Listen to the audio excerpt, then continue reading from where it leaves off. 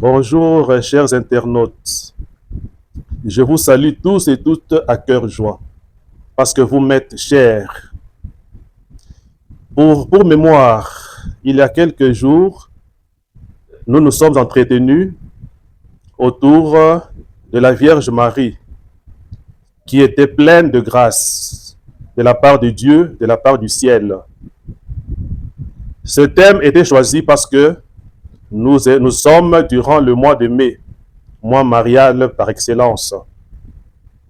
Parce que nous sommes encore durant le mois de mai, mois le plus beau, mois marial par excellence, je reviens vers vous pour échanger, partager avec vous encore autour de Marie. Parce que nous sommes en plein mois marial, le mois de mai.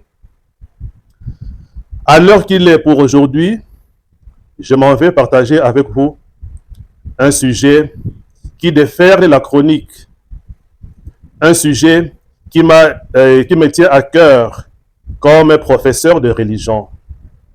Effectivement, comme professeur de religion, pendant que je l'étais encore, il m'a été plusieurs fois posé la question de savoir si Marie était ou non une enveloppe.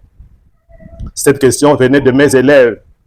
Cette question se pose également au sein du commun des mortels.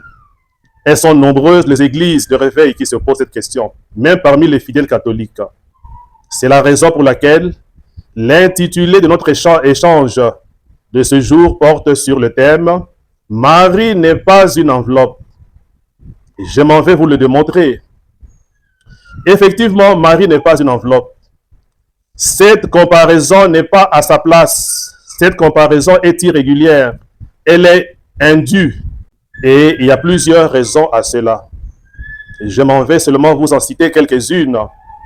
Et les détails viendront partant de notre page Facebook, où vous aurez le loisir de nous lire et en long et en large par rapport à ce thème.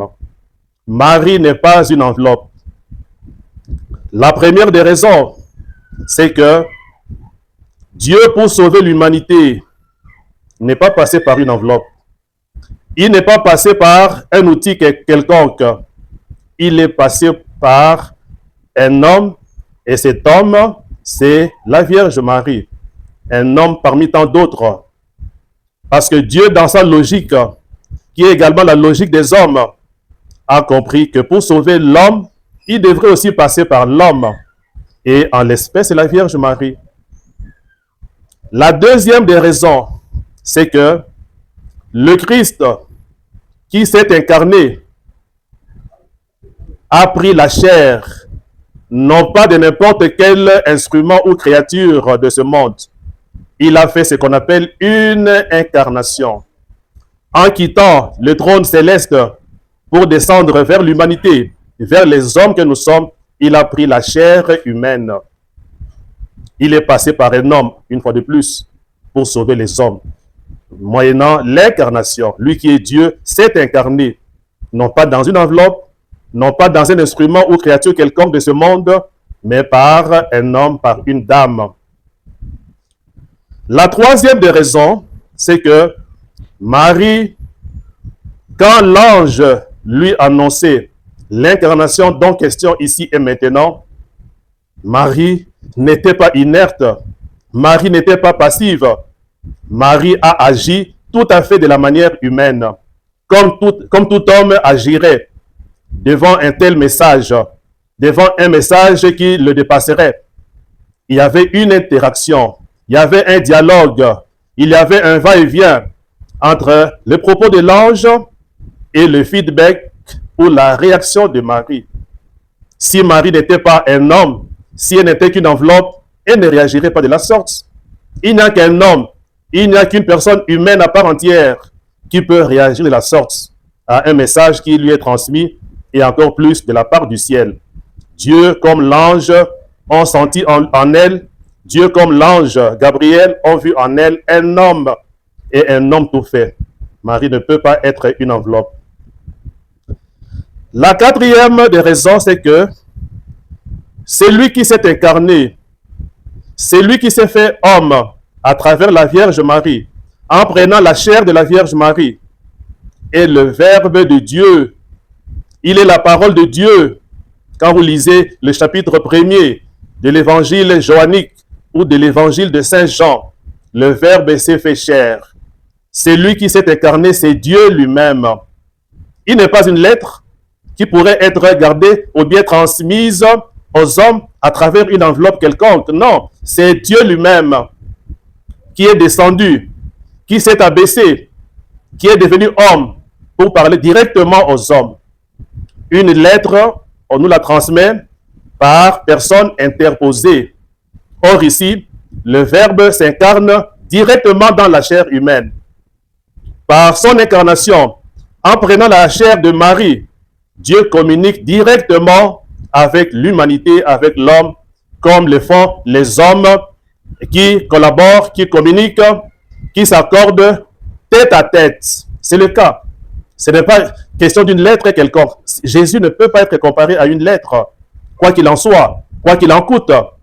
Il a communiqué directement avec l'homme comme le font les hommes dans leur logique à eux. La cinquième ou la sixième des raisons, c'est que comparer Marie à une enveloppe, c'est blasphémer purement et simplement Dieu lui-même. C'est porter une injure à Dieu lui-même. C'est commettre un sacrilège. C'est un péché contre le sacré. C'est dire que Dieu est venu parmi les hommes par un outil quelconque, un outil qu'on peut minimiser, un outil que l'on peut réduire à néant. Tel n'est pas du tout le cas. Dieu a choisi de venir parmi les hommes en passant par un homme parce qu'il sait que l'homme est sa créature chérie.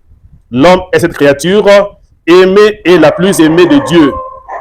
C'est la raison pour laquelle Dieu passe par un homme. Dans le cas contraire, ce serait vraiment une insulte.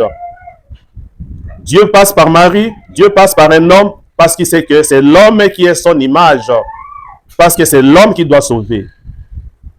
La septième des raisons, c'est que la Bible n'a jamais parlé de tout ce qui se raconte autour de Marie, soi-disant enveloppe.